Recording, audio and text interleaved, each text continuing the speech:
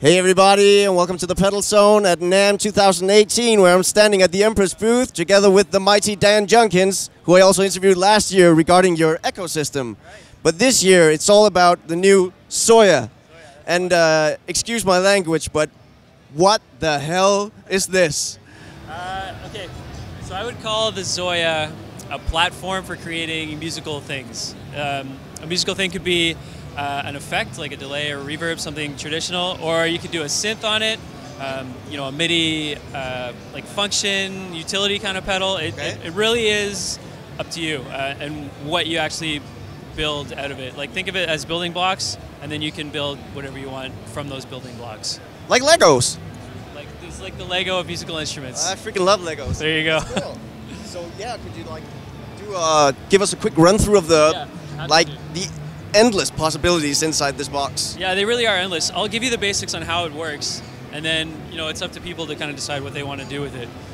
So I'll just go to a blank preset here, so you can see where's the good one? There we go. So we're on a blank preset. This grid here is where you do your building, and you do it by dropping in modules and connecting them together. It's basically that simple.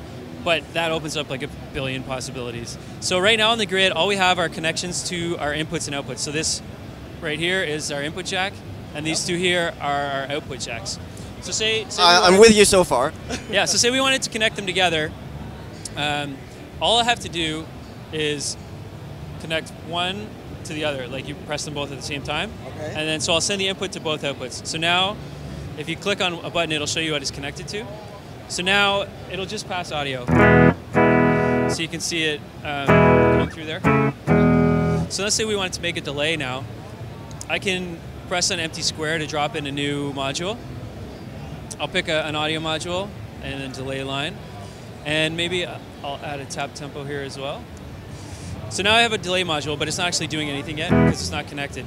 So I can, on a module, every module has an input at the start, and an output at the end, and the buttons in between are the controls for that module. So in this case, we have a modulation control and a tap tempo input.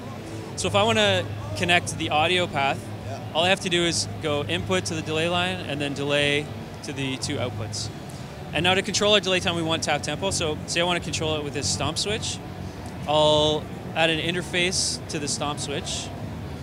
And left, that's the one we want, so okay. So now this is literally just a connection to this switch. So if I connect that to our tap tempo input, I can control the delay time with the stomp switch, right? So now we have a simple like one repeat delay.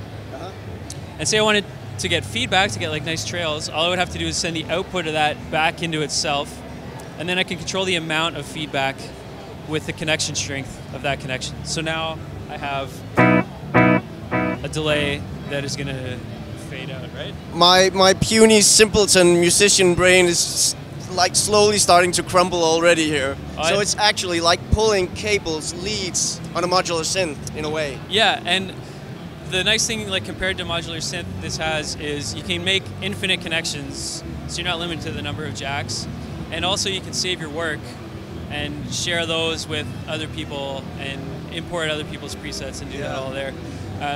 The other thing that's kind of nice, like if you're looking at maybe doing a synth voice, most people aren't going to have enough hardware to do polyphonic synths, because in Eurorack you need like an oscillator for every voice, right? Yeah.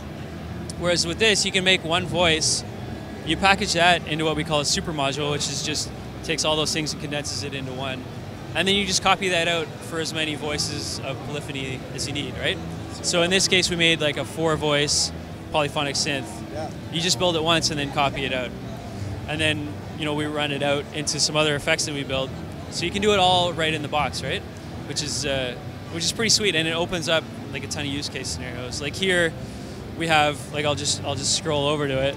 I built like a pedal board in here, so I ran like a compressor into So there's a full virtual pedal board in there. Exactly, yeah. Compressor and into like an overdrive, equalizer, tremolo, delay, reverb. And I have the tap tempo, like this switch here, is controlling the delay time and the tremolo rate. Yeah. So it kind of like for a guitar player, you know, that could be a good use case scenario. But some people might want to, you know, get super nerdy and make all the synth stuff, and that's why I say it's really just like a platform, and it lets you decide how you want to use it, right? And what you want to do with it. So, if I wanted to recreate tones from the ecosystem or the Empress Reverb, would I be able to do that with the Zoia? Yeah, you would. Like all the building blocks are there. So you just basically have to figure out, you know, what you want it to do to recreate the sound, and then you can build that in the Zoia theoretically.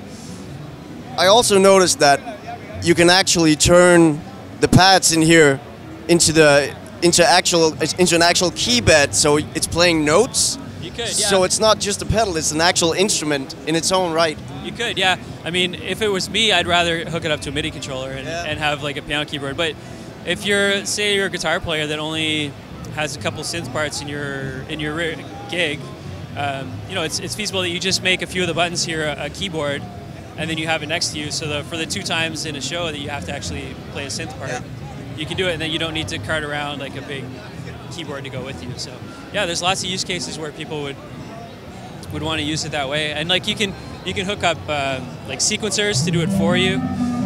So it'll just trigger all the notes off the sequencer, and you can, you know, sync that to time code. So if you're, you know, running a time code on your set, you can just have it all happen automatically too. So that is wild, man. That is so crazy. So this is quite the departure from all this, the not simple but very intuitive stuff that you've been doing in the past and recent past. Yeah. Is this like the new future for Empress? Will we see even more craziness? It seems like, honestly, I don't know. You just let go now, and you just gave us, you just threw the kitchen sink at us and just do something with it. I think for us, we have all the basics covered now. So we wanted to just get weird. We just wanted to try something new. Yeah. So that was this. Most definitely did. Like, this is one of the most interesting and most innovative products I've seen in the pedal game in like forever. Thank you. That's awesome. So I mean, we'll see what, if people like it, and there's other stuff that people want. Like we have a user forum where people can vote on ideas and suggest new products or new features for existing products. So you know, if there's something, you know, along these lines that people are saying that they want, and it's something that we can do, I can't see us saying no. Like no. Yeah. Well, that's fantastic. Thank you so much for doing this quick interview, Dan, and showing, just scratching the bare surface of the Zoia. I think it's one of the deepest products I've ever seen. Yeah, I mean, it's as deep as you want it to go, right? You can go way down the rabbit hole, but the core usage is still just putting modules, connecting them, right? So it's just how you piece it all together to make what you want that really is where the complexity comes. It's amazing. Thanks, Dan. Cheers. Super.